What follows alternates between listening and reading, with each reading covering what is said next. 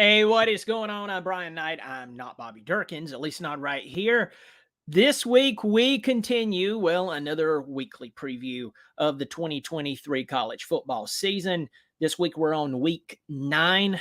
Counting week 0, we have 16 weeks. Not counting week 0, we have 15. So we're well above, getting on past the mid-season point. So before I go any farther, if you're new here, welcome. I'm glad you're here. As you can see, I love my Tigers, but at the same time, I talk about other college football teams. I just love talking college football. So subscribe. It's free. Hit the thumbs up. It's free. And that little bell over in the corner, I can't remember which side it's on. Hit that. It is free as well. So let's dive right in. Now, I have shared, but in the description below the video, I've shared the link to fbsschedules.com with the 2023 college football schedule. I'm also going to place that over here in the chat. So if you want to access it from there, by all means, use it. It's a great way to navigate throughout the season. And even if you wanted to make your own Excel file, unfortunately, you can't do it with this particular site. I think there's maybe another site that you could do that with. I can't think of it right off the top of my head. I can't find it, or else I'd be using it. But you can make an Excel file of like the important games to you and throw it in there. So I would encourage you to do so. I actually do that. I might share that with you as we get closer to the season. So up to this point, we've already had games like Alabama and Texas. Notre Dame's already played Southern Cal and Ohio State. Clemson has already played Florida State. LSU and Florida State plays on the very first weekend. Week 1. I'm not counting week 0 because there's really nothing good there. So we're already seeing who's actually legitimate and who is not worth a crap. So this is an interesting time in the season. So this is another week. This will be the 3rd week in a row that there's actually a game on a Tuesday night, 3 weeks in a row. So that's going to be really interesting to look at that game. Now, you're seeing my screen right now. And as you can see, Tuesday, October the 24th, about a week, it is a week before Halloween, you have football. So if you just want to have a game playing in the background, I love college football, I'll have a game like this playing in the background, like Liberty and Western Kentucky, New Mexico State and Louisiana Tech. Those games, they have nothing riding on them. Even if they're undefeated, unless they've beat someone like a top 10 team, there's nothing riding on these games, but it's college football. So you will definitely watch it or have it playing in the background. Wednesday night, October the 25th, more of the same. You have just some lackluster games, UTEP and Sam Houston. Then we move on into Thursday. Remember when Thursday night used to be a time for like big games that, especially as it matured through scheduling over the years, you would have a really solid game on a Thursday night, sometimes big games. So unless you're a Syracuse and Virginia Tech fan, not so much. Maybe back in the day, this would have been a good Big East matchup. Georgia State, Georgia Southern. You have the city versus the South down there near the Florida-Georgia line.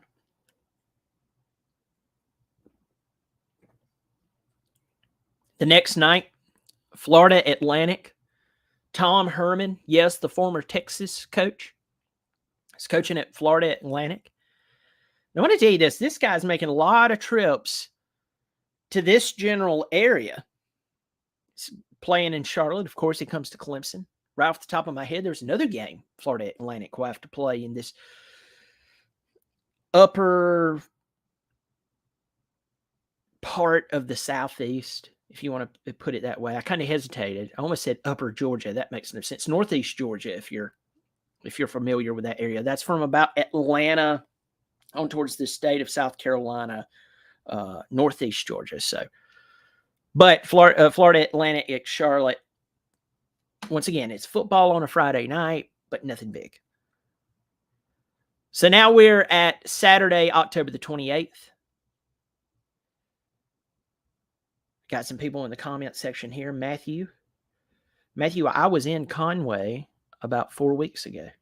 When the tournament was going on, I went down and hung out with my sister and her family. They were vacationing down there and went down for a few days. Thanks for joining me. Jonathan, I went and saw Furman play Citadel one time, and it was one of the better games I've ever seen. Really back and forth affair.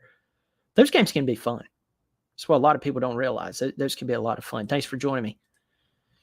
Saturday, October the 28th. Georgia and Florida. Georgia and Florida. Now, I've lived long enough, not that I'm ancient, but I'm definitely not in my 20s anymore. But I remember when Georgia couldn't beat Florida. I remember when Georgia one time beat Florida in the 90s. And it was like finding out that, I'm trying to think. It was like finding out. I have nothing good to say there. I was trying to come up with something clever. It was, you want to talk about a shock. Georgia beat them in the 90s for the first time in a long time. It was like 96, maybe 97. But in the words of Michael Scott, how the turntables, yeah, Georgia versus Florida. Florida, after making some questionable coaching hires, they hired Dan Mullen probably 6 years too late.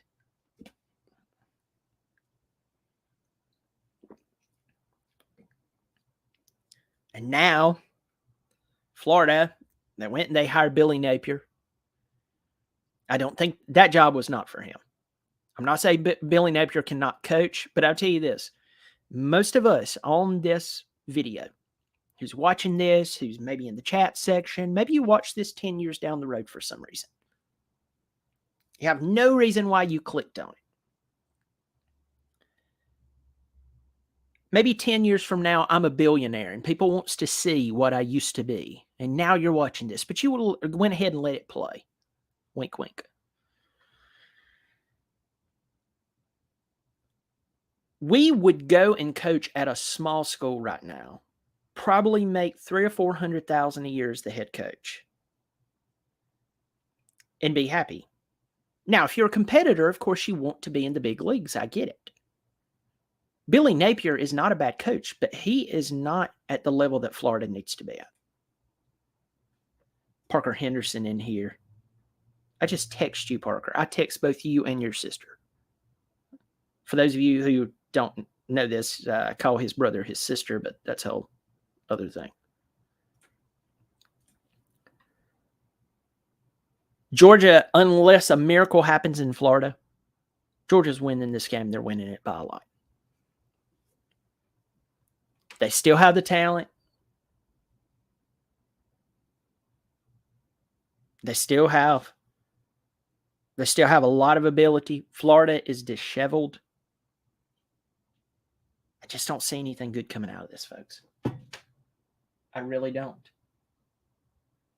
Parker just texted me and said, "Oh, I just saw this."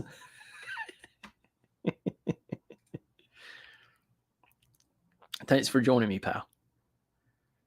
BYU at Texas. Okay, not a sexy game. I mean, like if you look, when you think of BYU in Texas, now if this was BYU maybe 3 years ago, they had Zach Wilson. Remember they had that crazy game with Coastal Carolina. It went down to the final play. Coastal Carolina winning this game to really let the nation know, hey, we're not just some fluke, teeny tiny school who's played well against our own types of football teams. We can actually play with a really, really good top 10, top 15 team. But that BYU is not the same BYU we're seeing now, which, by the way, BYU is on my bucket list for stadiums to visit. Have you seen a picture of BYU Stadium? Sad I'm talking about their stadium and not how good their football team is. Texas is overrated in my opinion, and they will stay overrated until they prove otherwise.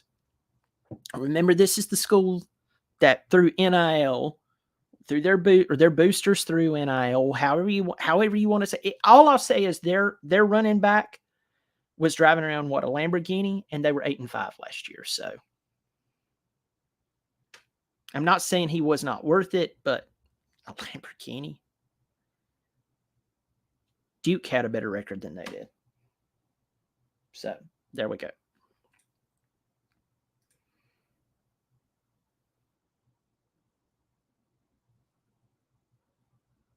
East Carolina, UTSA. I know this is like a yawner. UTSA is a team to watch. They're not going to make it to the college football playoff. UTSA is a team to possibly pull what Tulane pulled last year. Don't sleep on them. 7-year starter, by the way, at quarterback, Frank Harris. Marshall at Coastal Carolina. Matthew, you're down there, and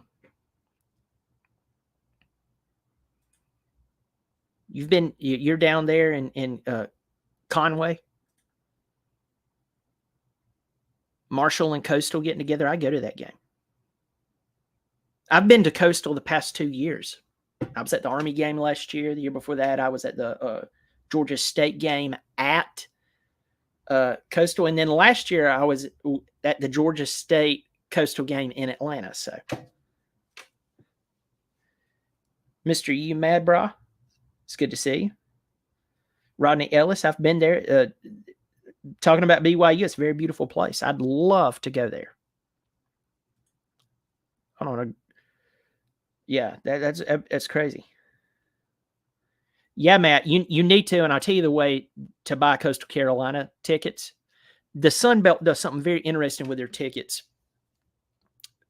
If you go on, first of all, if you go on like Ticketmaster, SI tickets, or StubHub, whatever your preferred method of buying secondhand tickets, obviously someone has bought preseason or season tickets, and a lot of the times they try to recoup some of their money on their regular season tickets that they like to keep. So they go and mark them up. So right now you could buy Coastal Carolina tickets or Appalachian State tickets, which that's another beautiful stadium. I plan on going this season. But in the Sun Belt, about a month before, and I want to say that it starts at the very end of this month. And I've been looking every couple of days to see if I can get an update. The Sun Belt, their teams, so you have to go to, so if you want a Coastal Carolina game, you have to go to the Coastal Carolina website and look for when they release their single season tickets, and they'll release them about a month before the actual game. It's a timeline kind of like that. And you can buy the ticket that, like, if you went now and tried to buy it, it might be $50 to $150. Most of the time, it's going to be somewhere around $70 to $150. You can buy it on a Tuesday morning at 9 a.m. Unless they change the schedule, it's how the schedule's been. You can buy it for like $45 and have a great seat. And that's at Appalachian State. I'm pretty sure it's all Sun Belt conferences. It's very different. So save yourself some money and get a great seat. I would do that. A game that used to mean something in the ACC, it no longer does. North Carolina and Georgia Tech. Folks, do you remember when that used to be a big game? I do. Crazy. Florida State at Wake Forest. That's an interesting game because Wake Forest beat them last year. In Tallahassee, but Wake Forest does not have Sam Hartman. Sammy Boy went up there to Notre Dame. I know that a lot of people would say, why do you think Sam Hartman? It does not make sense for Sam Hartman to lead for 1 year and you lose Tyler Buckner, and he had more eligibility left. That doesn't make sense to me, folks. But hey, to each their own. Florida State's going to get some payback. Wake Forest Winston-Salem is about 3 hours from where I live, so who knows? If I hit my head hard, I might end up going up to that game just for the heck of it. Here's an interesting game. Ohio State and Wisconsin. Wisconsin with the new coach, Fickle. Yes, the same guy from Cincinnati. And Ohio State obviously is the favorite in this game. But if you look at the schedule here, and I challenge you to, or you look at not the schedule, but if you look at this game and you think about when it happens, I can tell you this. According to how Wisconsin is doing, and Fickle can coach, I'll be shocked if he lays a golden turd this season. I will be totally shocked.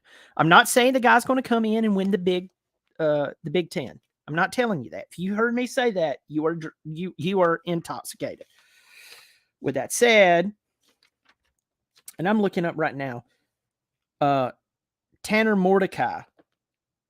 Tanner Mordecai is now the quarterback at Wisconsin. He was at SMU. Where was Mordecai at before that? Was he at Oklahoma? I think he was.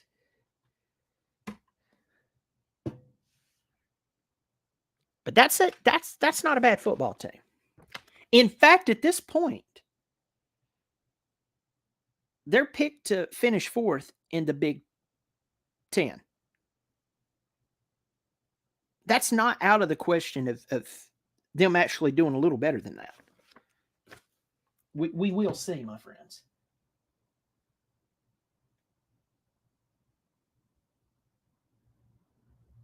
Parker Henderson's just texted me and said he's in Jacksonville. Wow, that's crazy.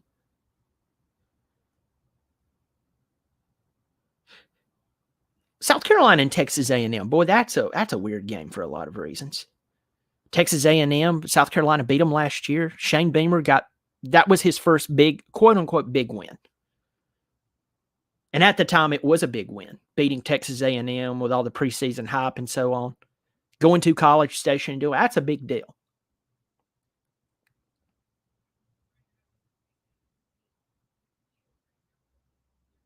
Who wins that game?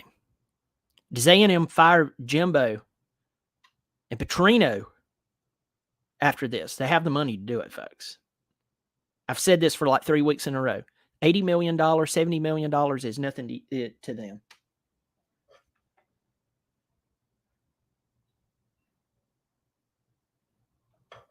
You and I, we'd love to have 1/10 of that. It's no big deal to them.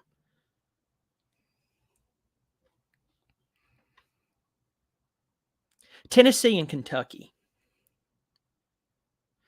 Now, if you're anything like me, you would like to actually see. Sorry about that, folks. That was a terrible view there. I would like to actually go to Kentucky to see a game. I've seen a picture of their stadium, and it's not beautiful like BYU or anything like that. But I'm just saying it would be interesting to go to Lexington to see a game. By the way, UTSA, the team I was telling you to watch, they go to Tennessee this year. That's about 3 hours from Knoxville's about 3 hours from my house. I'm roughly 3 hours from a lot of really good places, which is, you can do that comfortably. That drive, you can do that very comfortably. I think Tennessee, once again, I'm not even going to talk about Tennessee anymore other than Joe Milton. If Joe can get it done, Tennessee, you have got it. You've got a lot of the pieces. I don't think you're going to make the college football playoff, but you are going to be a pain in the butt in the SEC. Anybody who plays you will have to bring their A game. But if Joe plays like he played the rest of his college career, save the Clemson game, one game, y'all have got problems. But we will see. Maybe he's turned the corner. Coaches do develop players. That's a big deal. Colorado, UCLA. Not a game that all of us will probably sit up and watch. You have Deion versus Chip Kelly. Interesting. Oregon at Utah.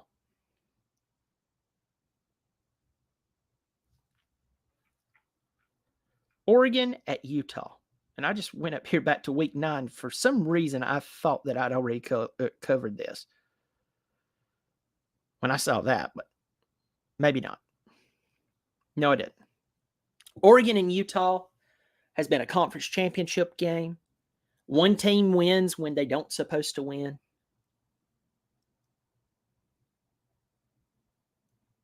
One has kept the other one out of the college football playoff.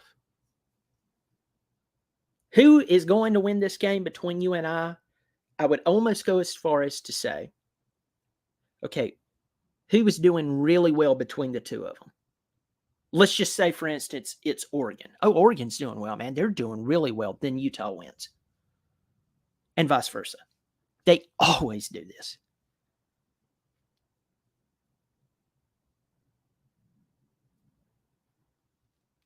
Southern Cal travels north to Berkeley to play the Fighting Activists of California.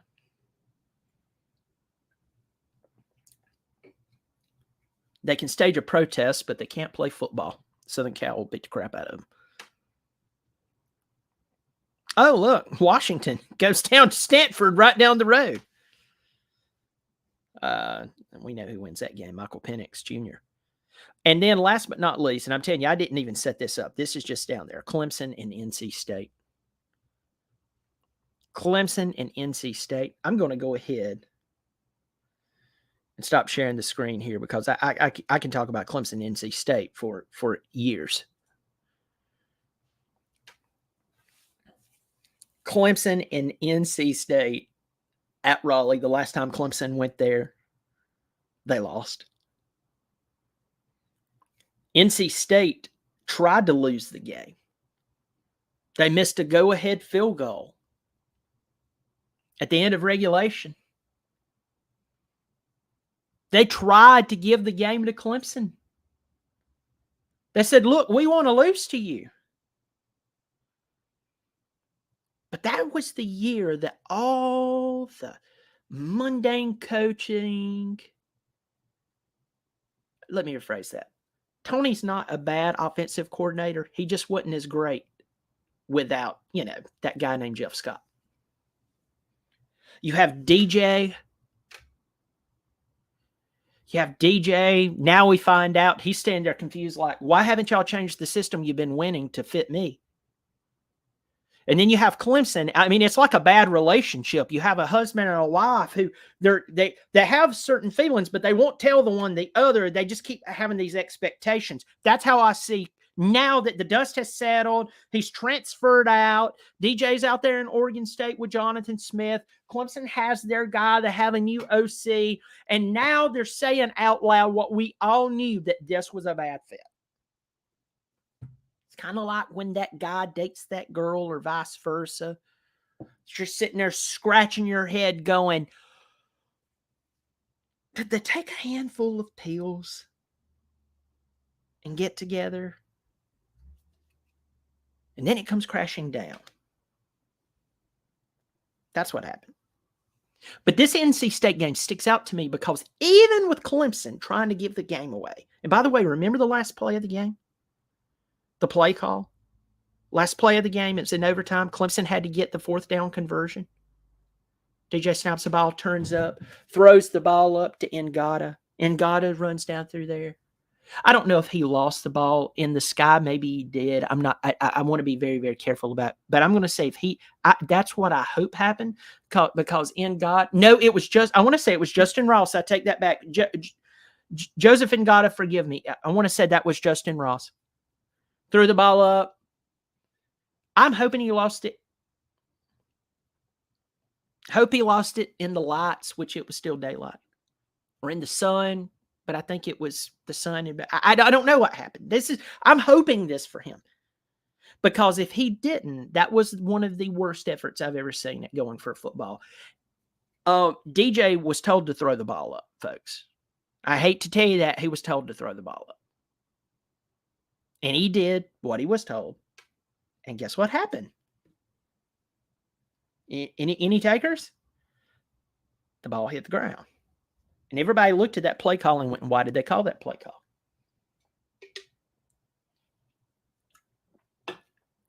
But when I think of NC State, we have had to play them in such, you can tell there's bad blood there.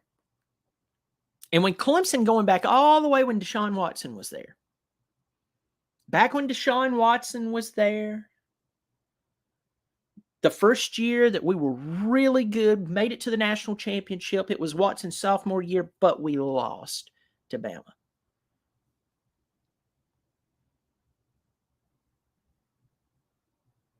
Rodney Ellis said Justin Ross short-armed it. But even going back to that game, and NC State had a pretty good team that year. And we had a fantastic team. They played us down to the wire.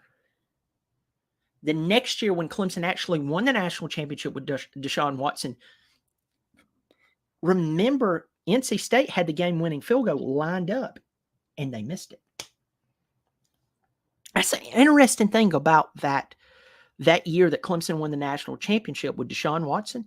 They could have easily lost 3 or 4 ball games that year. They did lose to Pittsburgh, but they could have lost 3 more ball games. Troy being one of them, by the way. Go back and look at the scores.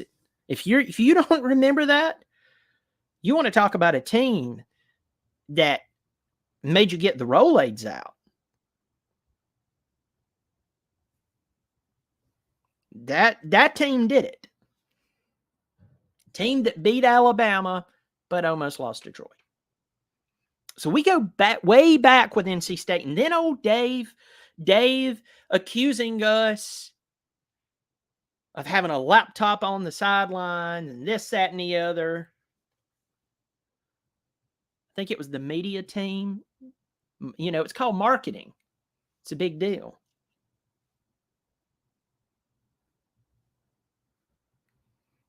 It's hilarious. I want the league to investigate them. It's like, Dave, I don't think I'd be hitting on the team that's, like awesome and stuff. I think I'd leave them alone. I would focus on winning in Raleigh, North Carolina. Picking on the hottest team in your conference is probably not the best thing to do, Dave.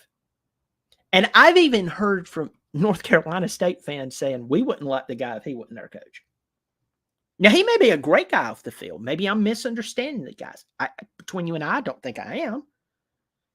And do you think Dave is sitting up there worried about what some guy in his bonus room who has a little show on YouTube that he created, do you think he cares what I think? No, he probably has a few words that tell me how he feels about me. So with all things even here, my understanding that he doesn't care what I think, and I'm not trying to just be vicious, Dave does not come off as a person that you probably won't hang out with just by the way he carries himself. And so when Clemson plays NC State, you remember the towel thing that year? They kept pulling our towels. The referee should have pulled their towel and threw a flag on them. That's just good officiating. It's just good officiating. Somebody just keeps doing it and keeps doing it and keeps doing it, keeps doing it. I think Mark was, who was playing on that team? It was a defensive player. Was it Mario Williams? For some reason, I want to say Mario Williams. He was on the team. He was on NC State's team. He just kept going. Or maybe it was Chubb. It was Chubb. I think it was Chubb. Just kept pulling. It was like, dude, you realize you're inciting something. Now, had Clemson thrown a punch, that player would have been ejected immediately. I'm not talking about the player who pulled the towel. Or not even a punch, just shoved him. There would have been a flag thrown. And it was too little too late. But there is no lost love between Clemson and NC State. And in fact, I'll tell you this. I'll tell you a little bit about NC State right now. I am, as I said, as we get closer to the season, we're very close to the season. Can you smell the football in the air? I have so many fifth grade jokes I could have made right there, but I didn't. But you can definitely, you could tell we're getting closer to football season. Tomorrow is July 4th. Happy birthday, America, while it still lasts.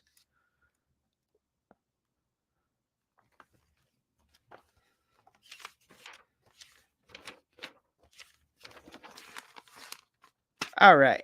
Let me go to NC State. I'm trying to find NC State right here.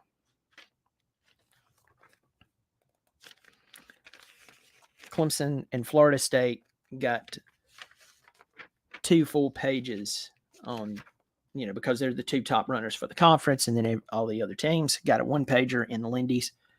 NC State returns 10 players overall, 5 on the offense, 5 on defense.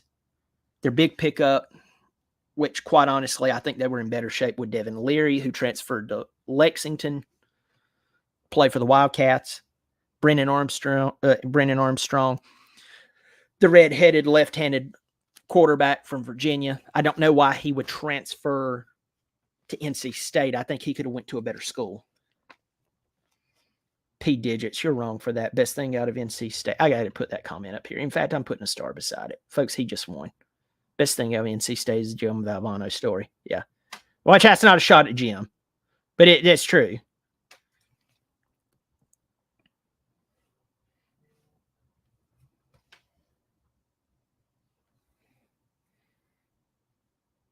Now, NC State beat Florida State last year, but they lost to Syracuse. They lost to Boston College, and they lost to Louisville. And then lost to Maryland in the bowl game. Well, folks, look, obviously I think Clemson's going to win that game, but I'm not going to keep going. Thank you so much for joining me for the Week 9 preview. This is the Week 9 preview of the college football season. As I said, I put the link below so you can check that out, save it. If you can find one of those sites that actually has like the PDF file, not PDF, but like an Excel file, that would probably be better. I'm going to be looking for those. And then I'm going to create my own file of games I'm looking at for the season, and also some games I'm looking at possibly going to even outside of Clemson. So those are fun games to look at. We'll tell you one to keep your eyes on. UTSA at Tennessee earlier in the season. The tickets are affordable considering it's at the University of Tennessee. You can find those games. You can find those tickets right now. That might be a fun game. Tennessee, just because I said that, will beat them 50-0. You'll be like, Brian's an idiot. Well, okay. But it could be a fun game. Folks, thank you so much for joining me. If you hadn't subscribed, subscribe. And I appreciate you joining me. I'll catch you next time. Happy 4th of July. Remember, keep all 10. Keep all 10. And if you're missing one already, keep all 9. I don't mean that bad. All right. Take care. I'll catch you later.